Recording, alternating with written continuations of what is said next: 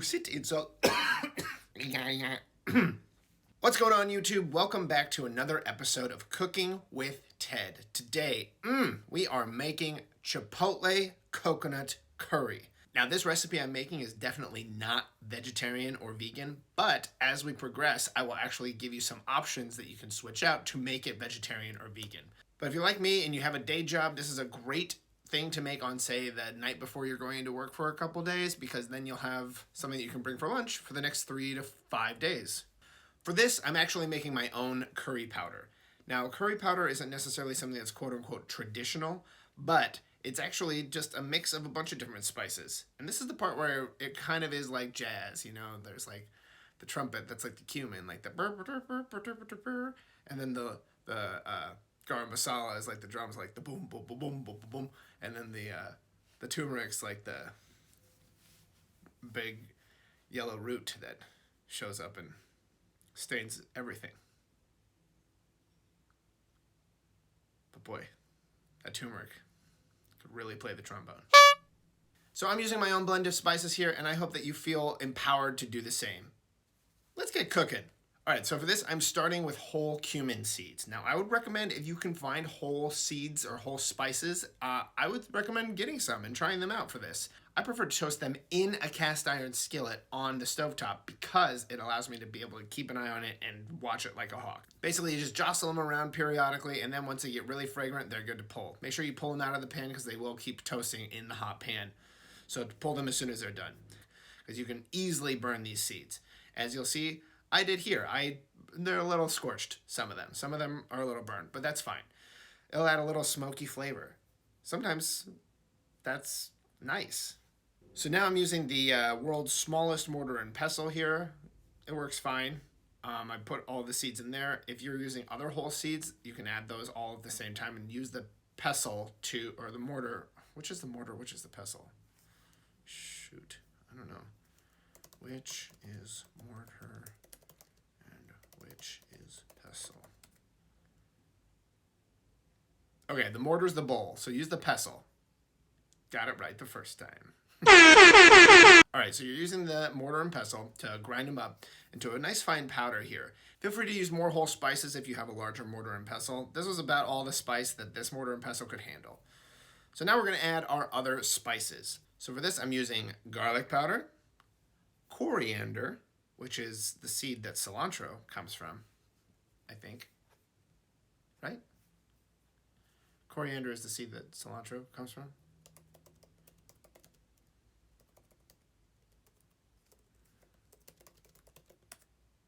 Yep, that's right. I'm using ground ginger. I'm also using some Ceylon cinnamon. This cinnamon I'm using is kind of optional. I added some cinnamon here just because I thought it would add a nice layer of flavor, but I neglected to realize that the garam masala I had also has cumin and cinnamon in it. The cumin I'm not so worried about, but it was a little bit spice forward with the cinnamon in the end result, which is nice, but you know, too much cinnamon can really, it can be a lot. It tastes like a bowl of big red soup. Big red freshness that's right through it. Your fresh breath goes on and on. I also add paprika. Now, a traditional curry powder will call for turmeric and garam masala, but I'm going to add those later. So for this baseline curry powder, I just want to get all that mixed together because, again, the world's smallest mortar and pestle. It's so small. The little mortar and pestle, it's so small. So now you're going to peel your garlic. I already peeled this. Put that to the side. Now we're going to peel some ginger. Now, if you've watched any video where they've used fresh ginger, they will almost always say use a spoon to peel fresh ginger. And you know what? They're right. It's really the best way to do it. So I'm not going to detract from that anywhere. If this is somehow the first place that you're hearing that, I'm glad that I could be that teacher for you to bring you along on the peeling ginger with the spoon journey. But for me, I feel like every cooking video I watch that uses fresh ginger, they always are like, oh, and here's my hot tip. You can use a spoon to peel ginger. I'm a hero. Okay, so we're going to peel our onion here. We're going to cut it into fourths. But I recently am very fortunate and was able to acquire a Vitamix, which I've wanted for a number of years. They're an expensive blender. I'm not going to lie. You'll see a lot of cooking videos where they use in Vitamix and they never address the fact that they're using like a multi-$100 blender. This blender was pricey, but it was a good value because I use it all the time now, and it actually does a great job blending up things and giving me a really smooth, nice consistency. Because for a number of years I used this Oster blender, and I would have to put so much liquid in there just to be able to get any sort of smoother consistency. With the Vitamix, as you can see, I truly just put in about maybe a quarter cup of olive oil, probably less, probably like 2 tablespoons worth of olive oil, and then just use the plunger, blended it up, and it was totally fine. And now we're going to add ghee to our pot. Now, if you're vegan, ghee is not vegan. Ghee is clarified butter. If you want to use coconut oil instead, go for it. If you're not vegan and you want to use coconut oil instead, I would recommend doing that as well because it would actually bring out some of the coconut flavor. That might be nice. So we're going to heat up our oil or our ghee until it's nice and shimmering, and then we're going to add our slurry soup. Now, this is going to spit and spurt and pop a lot as we're cooking it because there's not a lot of liquid in there to make it simmer. It's going to just kind of go like bloop, blap, bloop. So you're going to want to put it over a low heat. It's still going to spit a bit and then stir it pretty regularly.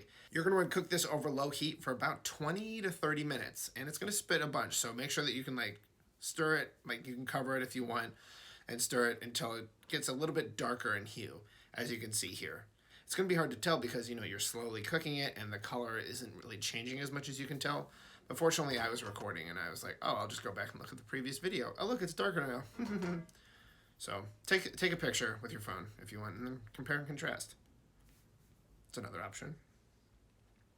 No, take a picture, compare and contrast, and then send it to me on the email if you want. That'd be fun. So now after about 20 to 30 minutes, we're going to add our spice mix, our garam masala, and our turmeric. Let that cook for about 2 to 3 minutes until those spices really become fragrant. It's going to smell really good in your house.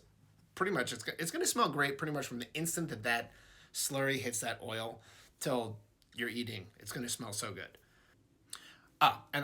So after the turmeric, I also added a lot of black pepper. I read somewhere that black pepper actually helps activate the anti-inflammatory properties of turmeric. And by read somewhere, I mean my mom told me. Thank you, Mom. So now after about 2 to 3 minutes, it's smelling really, really, really good. And we are going to prep our chicken. So for this, I used some frozen chicken breasts. They had already been thawed.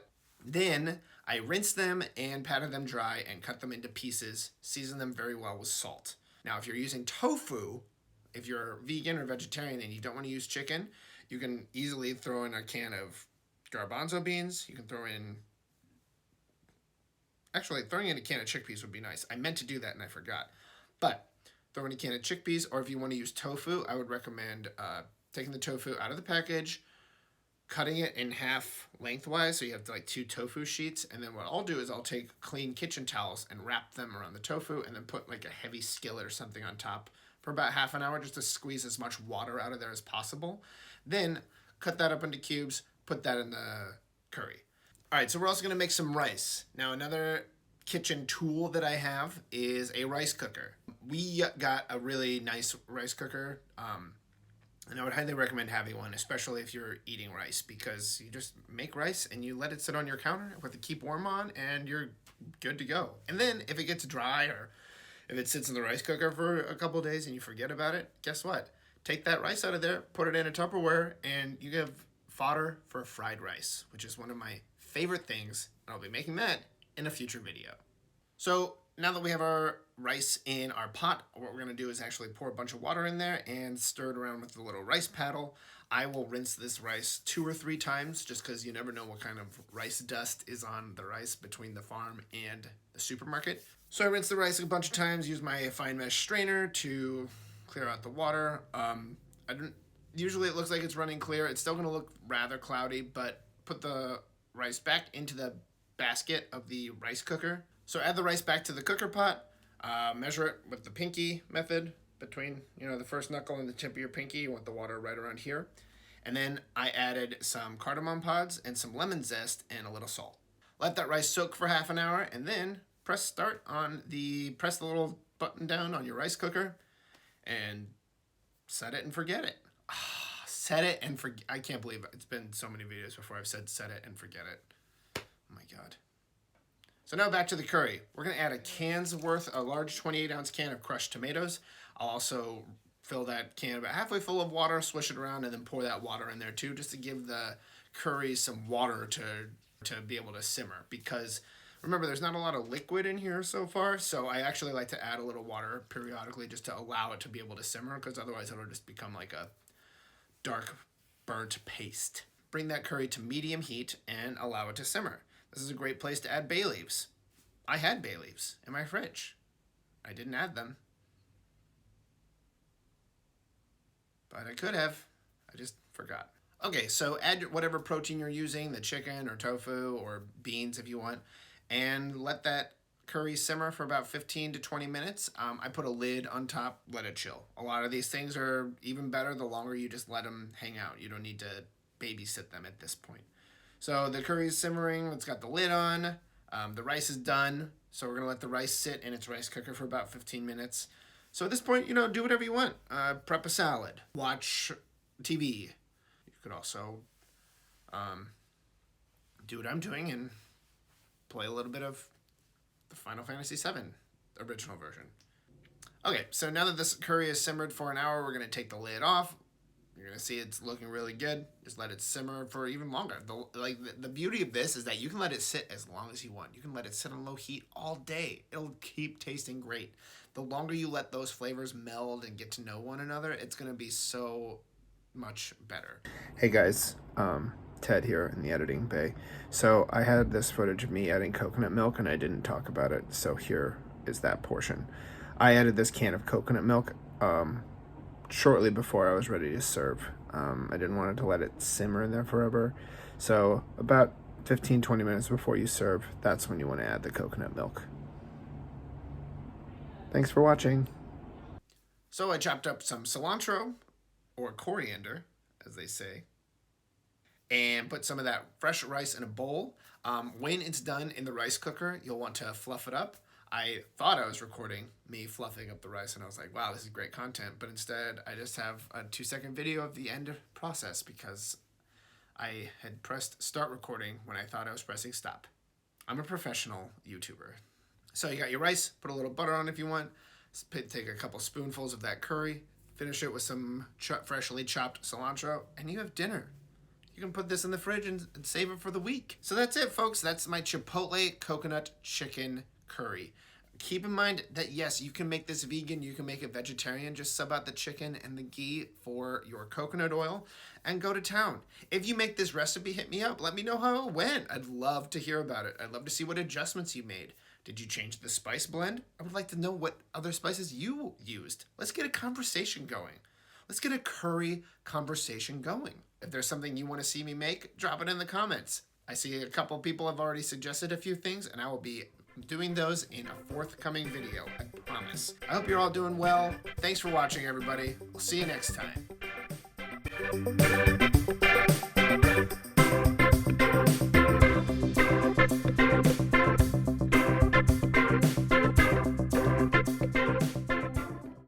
Dinner's ready, and lunch for the next 5 days.